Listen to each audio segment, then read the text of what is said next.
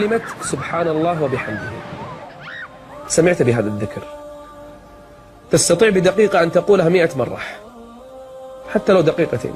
100 مرة تقول سبحان الله وبحمده. تعرف ما أجرك؟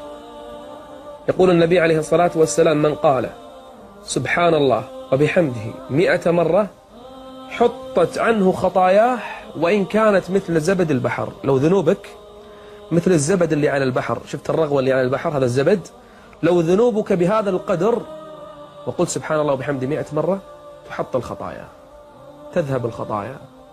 أرأيت أخي الحبيب، أرأيت أختي الفاضلة، كم نحن نضيع من أعمالنا وكم نضيع من أوقاتنا. جالس يا أخي تنتظر دور في إحدى الوزارات أو في إحدى مثلا المستشفيات أو في أي مكان تنتظر الدور، أو جالس في السيارة، أو يعني ذاهب بالسيارة من مكان إلى مكان. لسانه كما قال النبي عليه الصلاة والسلام: لا يزال لسانك رطبا من ذكر الله.